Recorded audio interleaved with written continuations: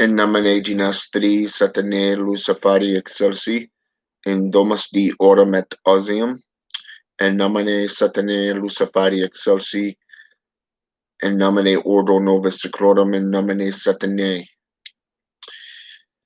Greetings, ladies and gentlemen. It is your favorite dark sorcerer here, Angelus, son of Abaddon. And today, or I should say tonight, because it is 10:16 p.m. where I am, I thought we'd take a moment and discuss discipline and focus. Okay, focus and discipline. What does this mean to be focused and disciplined? A lot of individuals that follow today's left-hand path or right-hand path practices are not fully disciplined. They are not fully focused upon their studies and practice. And this is what I mean by this. Over the last 8 months, just out of example, I have seen this country get its knickers in a twist over the quarantine, wearing masks, over a white cop defending himself against an African American child. And that was actually last year, if I remember correctly. This year, there was an uproar of cops knocking down an elderly gentleman. And the guy ended up with stitches and a concussion. A African American man that was pinned down while handcuffed for resisting arrest that ended up dying due to asphyxiation. Now, the thing about the legal system is that, number one, when you're performing an arrest, there's a lot that takes place that most individuals have no idea about. They don't know that if you struggle, they're going to put you down with wrist locks, arm bars, ankle locks, anything that would be considered to be painful from a martial arts point of view. Okay, those of you who take martial arts or is a part of the martial art community will tell you that these things are quite painful.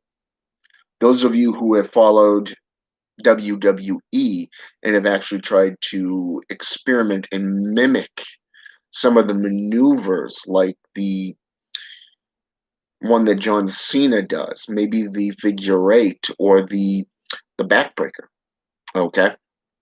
Maybe even the what do they call it? That one where they got both legs up and you're at an angle there and they're behind you in a squatting position.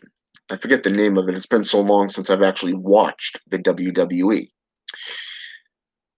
Now, these things, if you've ever been put in one of those moves, you know it hurts. You know it's painful because it's dealing with the nervous system. But you have people out there that are on drugs. You have people out there starving to death. And yet the largest story that's out there today is about Trump, the election, and Russia's possible connection to this year's election campaign. Yeah, good luck with that one. Really good luck with that one. You see, even with all this going on, there's also drama that's been taking place within not only the communities, but also religious foundations. You see, anyone associated with atheism or like say the COS, the Church of Satan, it's all about me, the political correctness type thing. Okay. Now, when you get into the TST, the Temple of Satan, the Satanic Temple, it's the biggest story out there that they can come up with for legal rights is if you're a part of their organization, then guess what? You are protected. But what about these individuals that are not associated with them? Say, for example, you have a Satanist, a fellow Satanist, whose family is being harassed by Department of Human Services or perhaps local authorities. Where's your connections during those episodes? Maybe the false allegations from these fakes and these cronies. Where is your protection from that? Oh, that's right. These people aren't under your protection because they're not a part of your temple. Hmm. And yet, people that share the knowledge, those that literally have dedicated themselves through focus, discipline, and commitment, are the bad guys. But yet, for you, anyone associated with your temple that wants to have an abortion, you're all for it because it's considered human sacrifice. But yet, to the rest of the world, it's considered illegal. Yeah, ironic. But here's the kicker.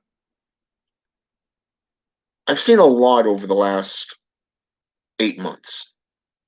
I haven't really spoken on it because I didn't feel the need to until recently.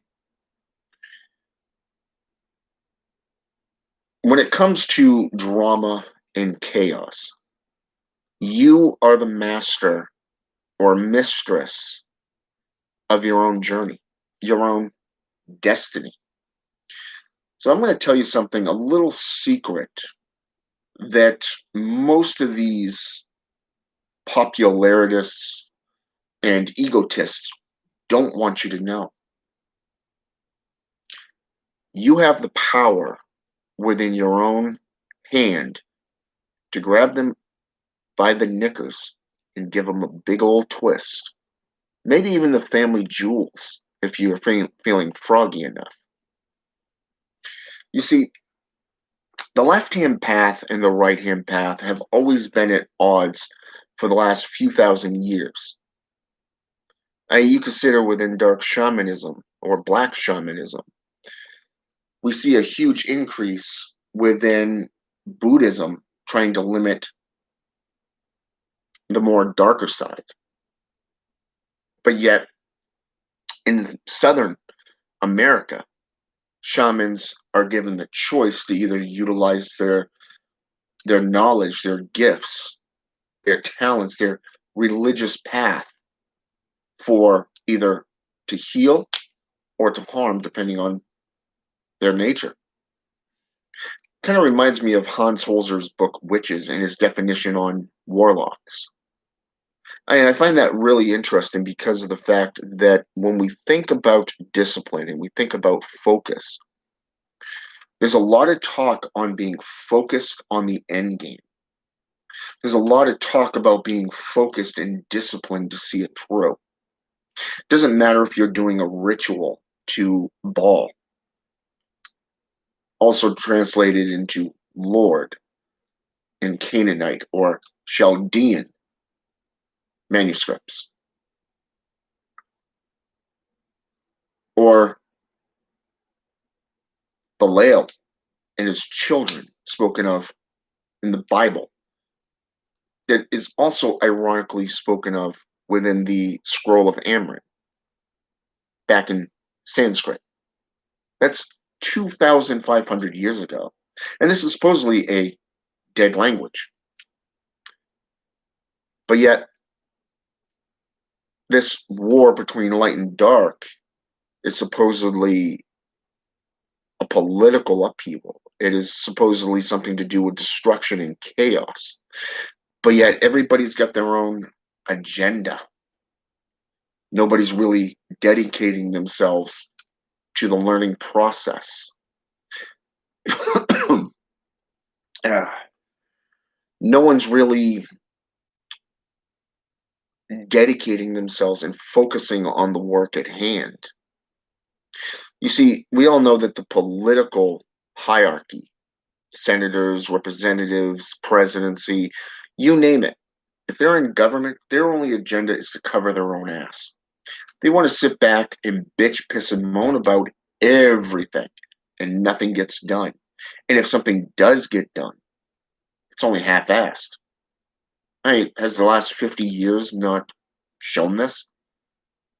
Has the last 100 years not shown this? The rich get richer and the poor get poorer, right? But what about those in sorcery? You get groups today that suddenly have turned about as of last year and said, well, I'm not going to help anyone that doesn't give me 6, 7 figures up front. Or they've upped their books from, say, $30 to 69 or to even 85. I find that very ironic. And yet their personalized services are $200, $300. Don't get me wrong. You have a right to support your family. But is that not betraying your oath as a magi or a sage? Just think about it. Think about the old practitioners, the Agi, the Hexa, the Strega. Okay? I want you to think about this. And tribals, empires, tribal cultures, the shaman, the medicine man, the witch or warlock, they lived right next door to the chief of that village. And that chief would not do anything without first going to these practitioners of great wealth of knowledge. When we go into European cultures, we see the duality factor of good and evil. If you're abiding by the church, you're all good. If you go to them and you say, hey, is it all right can I be sanctified to perform a healing ritual? Maybe even an exorcism in the church's name. You're all good. But if you were denied, you just laid down and rolled over and died, right? But what about those practitioners that said, fuck you? Okay, just plain old fuck you. Think about this. How many stories are out there of practitioners that literally lived either on the outside of the village, being shunned, feared, but also respected? What about those that lived out in the boonies, the boondocks, that were highly feared and respected? How many of those grimoire traditions did a sage or mage to be went on a journey to find this knowledge, this arcane knowledge, this secrets? Is this not dedication? Is this not being focused on the end game, the agenda? Think about that for just think about that for just a moment here. Focus and discipline. Being disciplined enough to go through the wilds. Even in biblical account, Moses led the Israelites through the wilderness for 40 days and 40 nights. Ironic, it's the same amount of time that the world was supposedly flooded by their savior, while everything else perished due to being evil. Moses and his family and two of every kind were safe aboard a yacht. A yacht, the Ark. 40 days and 40 nights. Hmm.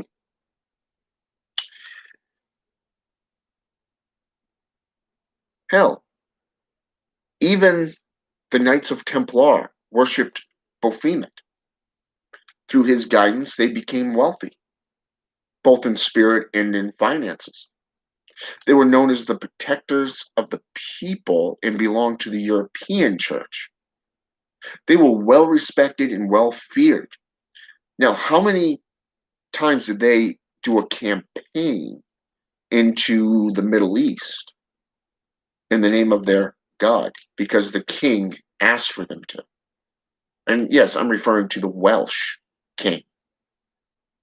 Or better yet, let's go back even further to the Roman Empire. How many times did the Roman Empire do as the church, the Vatican, asked them to do? I mean, let's face it, the Roman Empire conquered just about the old world, just as much as Genghis Khan or Jason the Great. Think about it. Just think about it for just a minute. How many of these rebels, these archetypes, can we see throughout history who stood against the corruption of the church? They were focused and disciplined, willing to believe in their hierarchy. Think of the Gaelic traditions. The people believed in the Druids so much that they were willing to lay down their lives for over 100 years. Some say even 300 years. Before the Roman Empire, the one of the elders of the Roman Empire got smart, engaged the enemy, had a platoon run around to the backside to a different country where he knew that the Druids were, and went, oops, off goes the head of the dragon. Ouch. And yet he thought that that would kill the spirit of the Gaelic people. Just pissed them off more, to the point where they went full on warfare and pushed the Roman Empire out of what is now known as Britain, Irish territory. I mean, they did, after all, own half of that country until they were pushed back.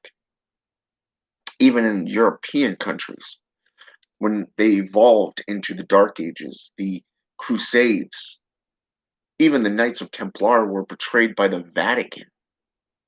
The political upheaval turned on Julius Caesar, along with his best friend, Supreme General nonetheless. I mean, you look at the Napoleon times, same exact thing. But yet, the one thing that has stayed constant is people went to these sorcerers and these sorceresses, no matter where they are in the world, and they offered fish, furs, even if they could not pay. Hell, those with money or could read were normally the nobles, even the church. But yet, all these people were brutally murdered by the church. And people today still follow that tradition. You don't hear people bitching about this. Hell, nobody's bitching about an African American man that walked up to a 5-year-old and blew the kid's head off. But wait, that happened in the last 8 months as well. In fact, it happened within the last couple of weeks. Nobody's done anything about that. Nobody's gotten outraged about that. No. You got people using religion as an excuse to stay in power, to take advantage of those without funding, those that don't have those kind of connections or knowledge. The world changes, but people stay the same. It's really a sad thing. Hello, Judy. Hello, Julia. And Alpha 3. The elitists don't want common folk to become educated. That's a fact. But it's not just the elitists, though. How many times have you actually posted actual sources, numerous sources on a topic into a pagan or a Wiccan group, a group that claims to be all about witchcraft based off knowledge, but yet when you post something on, say, the history of the warlock, all they see is that term warlock, and you're the one that gets gangbanged and booted from the group. Especially when that group says zero tolerance. Zero tolerance for bullying. Be respectful to others. Yeah, that's a load of crock. Most people don't care education about education. It is sad. I will give you that. And yeah, they just want a degree. Although nowadays it doesn't take a piece of paper. No. Normally it just takes them picking up one book and they consume that they are masters of darkness or masters of light. A lot of times they just simply take at face value what they're told and not actually have to work for it. As long as you bow down and act like a sheep, a slave, you get everything handed to you on a golden platter because you've been a good little boy and girl or girl. But those of us that live in the muck, those of us that actually work for the knowledge to get ahead, we're the ones that's overlooked. We're the ones getting labeled. Ironic how that happens, isn't it? And yet, supposedly, the KKK is running the New York Police Department. People in their imagination. This is something that, like I said, this is what I want you guys to know. It's up to you as individuals, just you and you alone. You have a choice. Either keep the drama going or let it go. You see, that's what the world doesn't want you to know, that you have that choice. You have that right. They'll say, well, why don't you vote for either Democrats or Republicans? Why would I waste my time on dumbasses that just want to get rich and do nothing but sit on their pink skins, swiveling, bitching about everything left and right, and nothing is going to get done in the long run? They've broken every promise for the last 50 years. Hell, the last 100 years since World War II. It's only gotten worse. Now you got all these jobs going overseas. You got companies like PayPal, owned by Canadians. They don't follow American laws, even though they got branches of their company right here. You have numerous different companies that are in violation of civil ordinances, penal codes. They get away with it. Nobody does anything about that. They always break it down and make it about race. It doesn't matter about that crime that was committed. It doesn't matter if it's an African American man shooting a child or a kid drawing down on a white police officer. It doesn't matter. They just make it all about the community, all about race. It's about this needs to be taken care of. Well, good luck with that. You can bring this country up into an uproar all you want. Nothing's going to get done because nobody gives two shits about it. I had a conversation with a guy. He said, my ancestors were slaves. I looked at him and I said, no, you weren't slave. I looked right at him and I said, no, you were not slave. You were never a slave. Your ancestors were, yes. Hell, for all I know, my ancestors were slaves at one point. Your ancestors could have been slaves at one point throughout history. You look at the Roman Empire, you look at the English, you look at how many cultures worldwide created slavehood. Did anybody bitch about that? No. So why now? Why is now any different? Why waste your time on bullshit drama? Don't you have enough drama in your life? Think about it. Personally, for me, my ascension within the knowledge of the arts, the spiritual, working with the deitas that I work with, that's more important to me. Being a good dad to my 3-year-old son, being a good partner and companion to my better half, that means more to me than what's going on out there in the world. I have people here in my own apartment complex that is trying to stir up trouble for my family because we have a 2-year-old.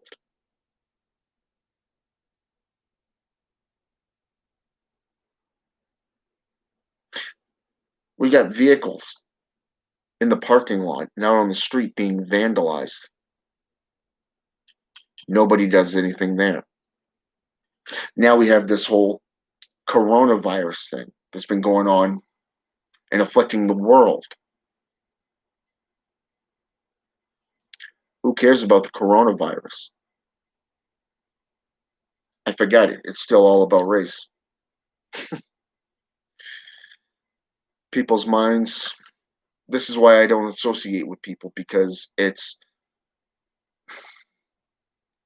don't get you. I really don't fucking get you. And the funny thing is, people don't get me either. I guess that's the nature of being human, right? But yet you got what was it?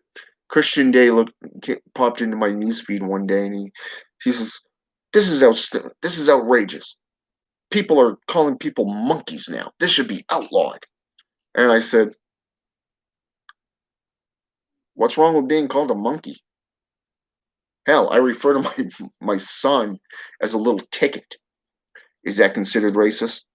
Is that considered to be a slanderous little slur? No. It's the same thing with the arts. Everybody's trying to take that stance about being politically right. They're taking that stance of being, I'm right, you're wrong. But yet it's all about money. If you don't have money, well, fuck you. Plain and simple.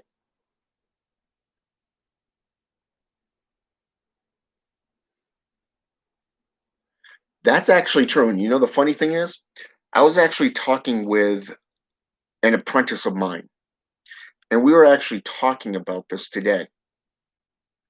I'm glad you brought that up, Julia.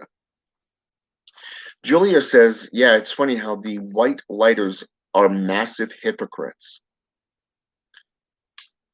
And it's funny because of the fact that every single system has this duality, this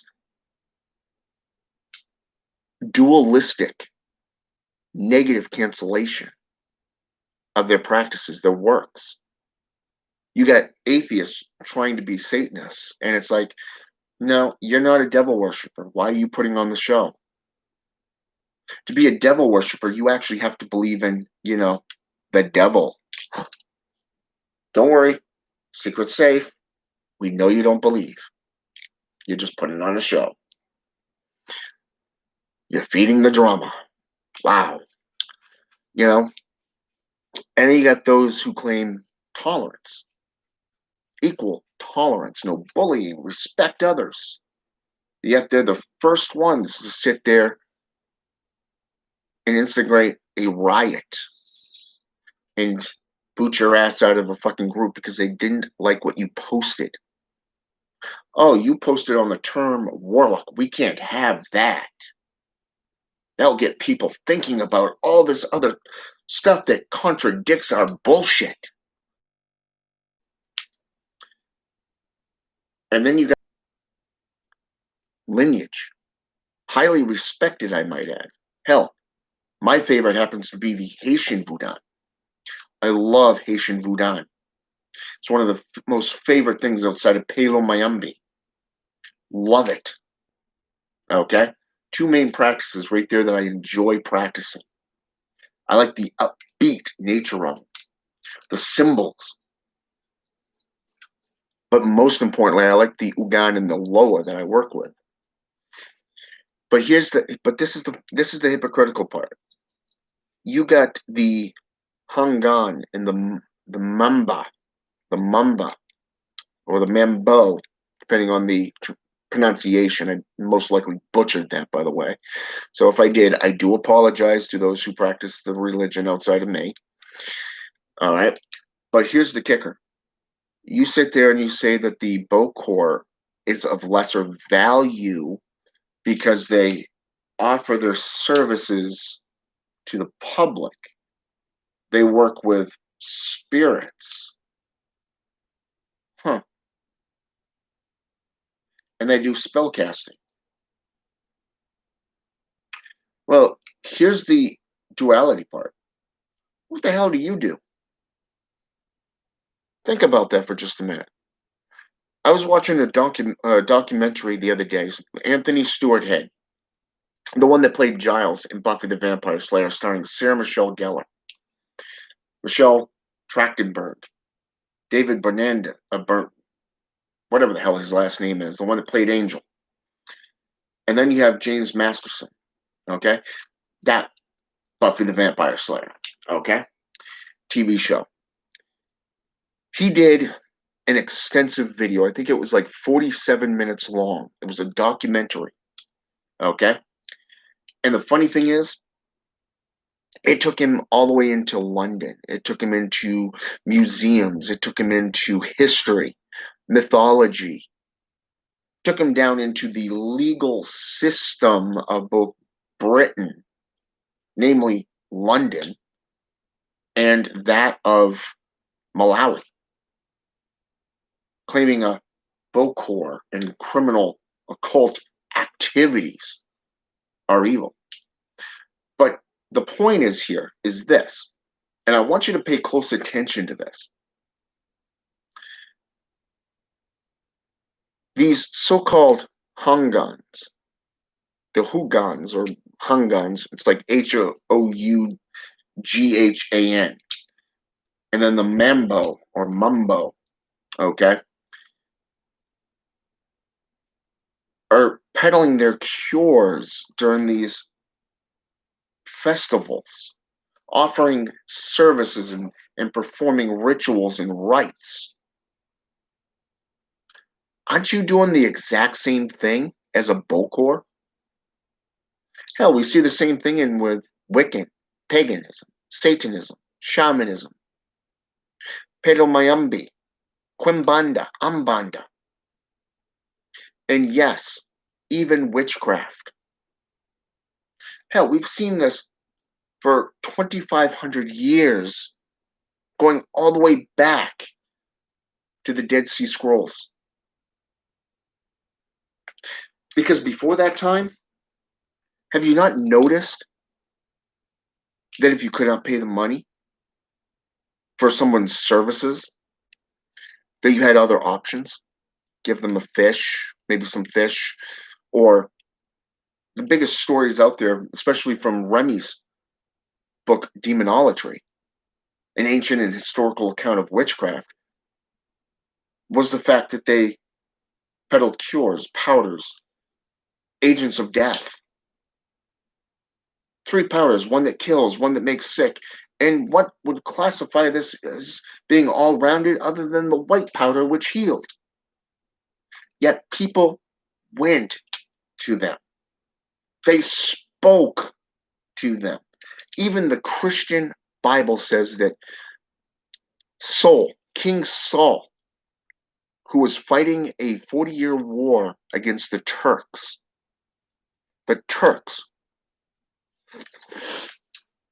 went to the Witch of Endor.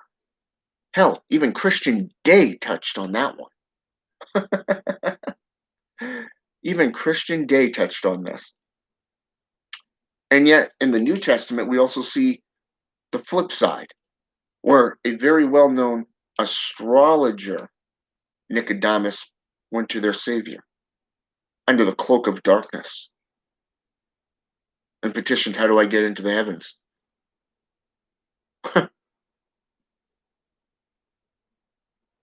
So when is enough enough? When do you actually stop believing in these dramas, these hypocrites, these dualities, moments, and you actually focus your attention, like those of the old days, on the studies, the practices, and the arts themselves to try to benefit your life, the lives of your family, your clientele, your village, your community? I think it was, if I remember correctly, I want to say it was Christopher Penziak, who, in one of the three books, I think it was the Temple of Outer Witchcraft, if I remember correctly. I'm just looking over at my personal library here, and I'm looking at the books right now, and I'm thinking it was the Temple of Outer Witchcraft, where he talks about what a witch is, what a sorcerer is, basically. And he broke it down into three classifications. Number one, it's a science. Number two, it's an art. And number three, it is a religion. Okay? Now, you notice I said the Temple of Outer Witchcraft, not the Temple of Outer Wiccan or paganism or Satanism or whatever. No. Witchcraft is witchcraft. Sorcery is sorcery. It is your intent that makes it either baneful or helpful, black or white. Okay? Now, you would know this if you actually did your homework. Okay? And for those of you who actually do your homework, I applaud you. I'm proud of you. And yes, I mean that sincerely. I am proud of you for doing your own homework. You don't see many people getting their hands dirty with a book or a scroll, spending I don't know how many dollars on pamphlets, PDFs, going traveling to see all these elders within these religions, spending hours, if not, well, for one, that would be a lie because I have the channel set to adults only. Super Gnome 369.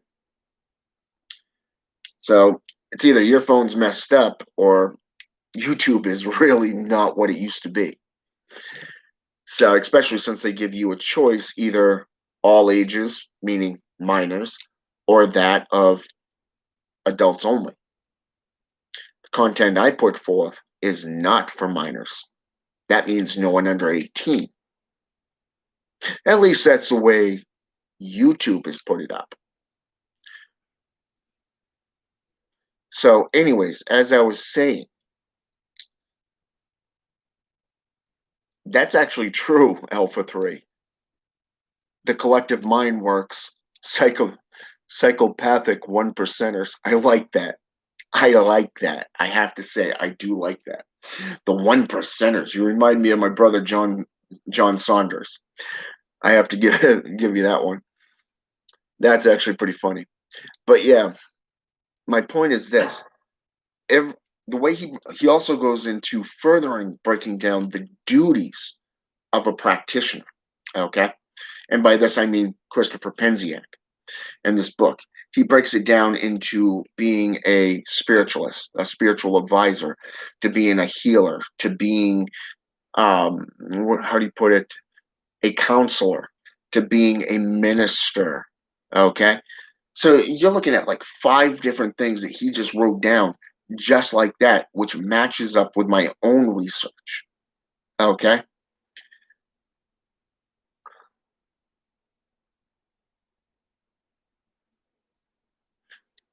Well, that's the thing, super gnome. Okay. Number one, I can on my cell phone, I can only do videos, live videos on Facebook. With my laptop, adults or for minors, or for all ages, as it's put. All right. As for your PS4, I've never used that unit, so you're preaching to the wrong demon. Right there. That's all I got to say. You're preaching to the wrong demon on that one.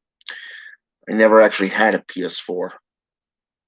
That's the one system I actually skipped because I went from a what was it, a PS2 to Xbox 360, and then my current one, which is an Xbox One, and I barely use that as it is. So it's just literally taking up dust. So only reason I bought that is because I had the account and it was afflicting my credit score. And they tell you to at least use it once in a blue moon so that it doesn't affect your credit score. So anyways, so Christopher Penziak literally broke this down into 5 different stages of the duties of a minister, not just a teacher, but a healer, a clergy member, meaning doing all kinds of rites for their communities, to being a spiritualist. That means being a ambassador between the realms of spirits, meaning demons, angels, jinn, ugan, loa, okay, and that of the mundane, meaning the physical world, okay. And then you have the 3 classifications of what makes up a religion. Of course, now in the United States Constitution, the First Amendment, what makes it a protected religion? Number one, you have a foundation, meaning a church, a temple, an order, a coven, even. Number two, doctrine, such as a grimoire, a Bible, okay? Even a black book or a journal can be classified as doctrine. And then, most importantly, you. That's right, you. All of you, which makes up the followers, the following, okay? You are the body of that religion. Okay, this is what's recognized by the United States government.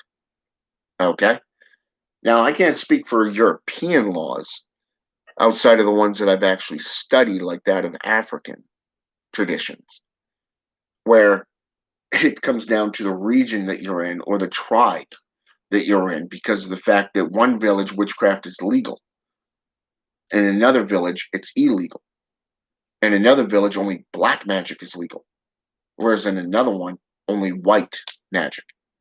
But yet people forget that magic is magic, sorcery is sorcery, painful and beneficial magics. It's all the same thing. It comes down to your knowledge of it and how you work it. It comes down to your personal nature. Are you hired to throw a curse? Are you hired to heal someone? That's basically the nature of a warlock. Somebody who doesn't stick to one tradition, someone who doesn't stick to one style, form, but masters them all. This was Hans Holzer's definition. And he even named off several beneficial warlocks within that chapter after he finished his little detailing of what a warlock is as a solitary practitioner based off whose sorcery is based off conjuration or some form of conjuration. Now, if you're following Dr. Tom Knotts, Yeah, that Christian dumbass. Yeah, talk about hypocrisy. I actually had a conversation with that guy and he tried arguing with me. It was funny as all hell. It's like, number one, dude, you're a professed Christian and you're hanging around witches and warlocks and sorcerers. This is like going down into Santeria, you know, Mexican black magic, where you go down with where you see Catholic ministers going down with medicine men and a journalist. And it's like all these guys supposedly come across an area finding over 100 jars of black magical spell workings on a cliff, stating that, oh, this was rumored to take place at this location. Wow, oh my god, look at all this stuff. This is horrible. It's unbelievable. Yeah, like that wasn't pre-prepared. I don't know. You use your own mind on that one. But it is funny to see the what people will do for ratings, for popularity, and to be liked. But how many people literally just say, fuck that shit. To hell with that shit. How many practitioners do you know that would rather spend 3 hours out of five, 3 out of 5 that they would have free in their altar room, performing rituals and rites, communing with spirits? How many people that work full-time jobs would come home, spend an hour or two with their children, with their significant other, and then work on her car or his car, depending if he or she has knowledge of, you know, vehicles, and then going to do what they do, like say picking up a book, reading it, studying it, taking down notes on things that catch your eye. Okay? To catch your eye or eyes, something that just sticks out to you. Okay, I want to write this down because I want to do research on this when I get to the end of this chapter. How many books on occultism or witchcraft, shamanism, voodoo have you read in the last week? I can tell you in this last week, I've read 3 books. 3 books. And I worked 4 of the last 5 days. Sunday, Monday, Tuesday, Wednesday. Those are the 4 days I work, leaving the other 3 open to do my ministry, to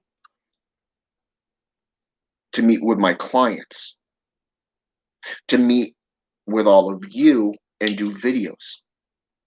Not that I don't do videos during the week when I get the time, because I try to put forth at least 4 to 5 videos a week, 4 on mine and 1 on the Dark Sorcery channel, because I was asked to do 2 videos for them.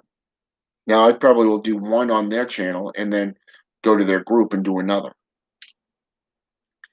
But how many practitioners literally put forth lessons, add in actual sources for you to look up on your own?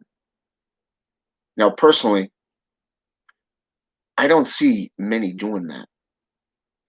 I mean, I see Bruja Luis, who's a hereditary family lineage practitioner, Brujeria to be precise. He lives about 5 hours from where I am. He's actually talked on his personal experiences. He's actually taught live how to get rid of things like a curse jar, how to dissolve it without touching it and properly disarming it and disposing of it. He even put forth his books that literally inspired his career in magic and his lineage, his tradition. I've seen a few others do this as well. My brother John Saunders, I mean, he's been doing all kinds of readings lately, from the Demonic Bible by Turk Suzij to that of what is it? A few PDFs to various other satanic books.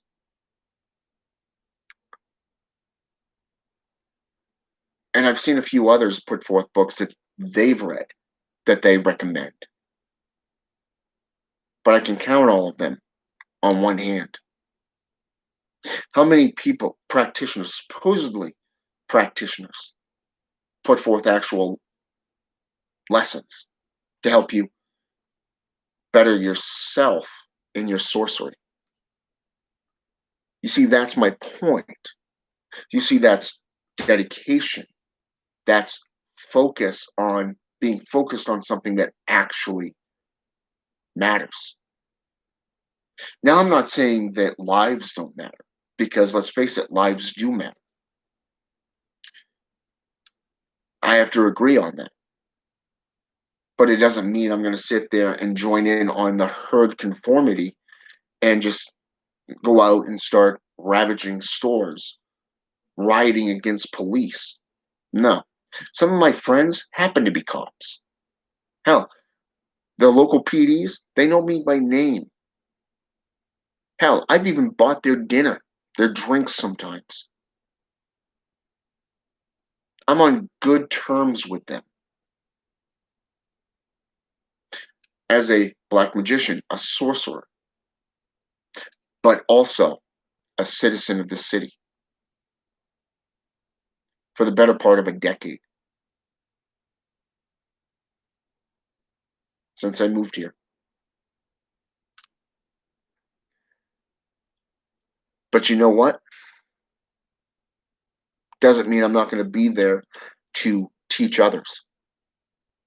Depending on what the ritual is, yeah, I do charge. I charge my apprentices $75. $75. That's it. One-time fee for an entire month of free lessons. Once a week, live videos. Come to me with all your questions, and I'll direct you to sources that you can seek out on your own. Cartomancy readings, full-on cartomancy readings, $75. One price, across the board. But I'm not going to sit there and go, oh, well, you want my attention, you're going to pay me $500. No. That's extortion. I mean, I understand about getting paid for what you do. I get that. But getting into 6, 7 figures? No. That's extortion. That's greed. That's just being a part of the mundane society. That's about you feeding your own ego, your own need to be liked and popularized. Oh, you could never have enough money. It's all about money. It's all business. Well, I hate to break it to you, but spiritualism, magical arts, it's not about money. As the one thing I've learned about being a sorcerer is this, and this is something very few will tell you. And I mean very few. I think I've only seen 2 others that actually agreed on this one thing. And you know what that is? You're not in this path to be liked. More so, you're not going to get rich on this job.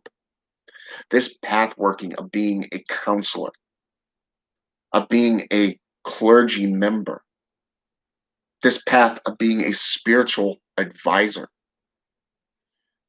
an ambassador between the spiritual world and the mundane, yeah, you're not going to get rich here. You'll probably make just enough to get by. But that's it. Just like any other average Joe. Sometimes not even. You'll probably make less than that. You'll probably make less. Most of the time, you'll probably make $100 a month. That's if you're just doing that full time. Me? No, I work for a living. Okay, to support my family. More so, the only thing I charge for is my time. That's it. Things like this, free of charge. I don't care about money because let's face it, when you go into another world, you're not going to take that money with you. Hell, you're not going to take that bookshelf or that television. You're not going to take that dildo or that fucking pot with you. No, you're not going to be taking that shit with you. Because once you are released from this bondage, guess what? You're only in spiritual form. And depending on what system you're in and what level of knowledge you're at, will determine if they give you a ranked position or just send you to either celestial or underworld statues. Hell, you probably end up in purgatory, as the Catholics say, until the supposed end of time. Ooh. Hate to tell you this, but that bell rung a long, long time ago. But yeah, discipline and focus amongst the arts, the more dedicated you are, the more focused and determined that you are in achieving that gnosis, that apotheosis, the better off you'll be. Don't allow yourself to be mixed up in this mundane mortal coil crap because they have no intention of changing. They have no intention of ascending, growing, maturing. No. They can sit there and talk about, oh, we are so sophisticated. We are so advanced. We rule all other animals. Well, I hate to break it to you. Give me a better. See this little girl? She's got more brain cells than most of these morons in general. And no, I'm not counting you, Magic. You chase your own tail, for crying out loud. I got a black cat over there. She's always chasing her own tail. She'll even gnaw at it. It's like, yeah, you're not the smartest one. And you're nipping me. But my point is this. Don't let yourself get caught in the drama. Don't allow yourself to be dragged down into the muck, into subdivisions or encampments.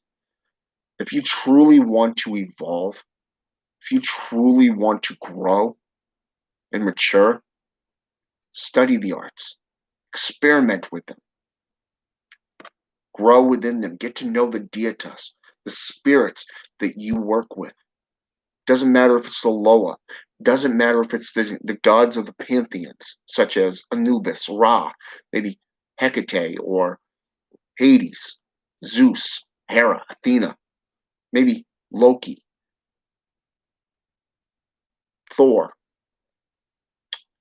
Odin, Hel, or maybe Chernobog in Slavic, and that of Belobog, his white light opponent. Or maybe if you want to get into the Grimoire systems, go into the Scroll of Amram, like I mentioned. Study it, practice it. Beelzebub, or Belial rather, leader of the sons and daughters of darkness against Michael, the archangel. But wait, what eon are we talking about here? Because they all have different meanings to their names. But how would you know that if you didn't delve into it? If somebody like me didn't lead you to the sources? Hmm. But yet, you stayed in those encampments, those mucks, believing what you're told. Like good little girls and boys. Hmm. Think about that for just a moment. Do you truly want to be enlightened? Do you truly want to go from the microcosm to the macrocosm? The little God meeting the big God? Do you want to ascend into higher realms of gnosis? Do you want to know your true nature? What you can truly accomplish through these mystical and magical texts, these arts and practices? Well, if that's a yes, then you know where to divert your attention to delve into the dedication, that commitment, that focus and determination factor. Then you truly know where you belong. Who cares about who the next president's going to be? Who cares about the latest scandal? Who cares about the latest little uproar and rioting? You think I'm not tired of wearing a mask when I'm at work? To be honest, it's pissing me the fuck off. I'm tired of it. It's like I'm killing brain cells. I come out of there with a freaking headache. Completely mentally and emotionally drained. But hey, welcome to fast food, right? Yeah, that's right. I'm talking about that because that's exactly what it is. Hey, Brother John Saunders, it's okay. We've been here for about 1 hour, 2 minutes exact and counting. Okay, you weren't just a little late. You're actually at the end. But it's all right, bro. It's all right. I did mention you a couple of times. But yeah, I mean, there's a lot that you can do to educate yourself to become more. If you truly want to become sophisticated and you want to become more than human, well, guess what? You know where to go. You know what to do. You just got to find that self motivation and actually apply it. So for now, have a good one. And thanks for joining. For all of you who got on here and want to join in on this conversation. And for those of you who are going to come in after this, thanks for joining. I hope you got some intel out of this. I hope you found enlightenment, education, even. Maybe even look up the texts that I've mentioned, the sources that I've mentioned. And until next time, you welcome, Jennifer, Julia.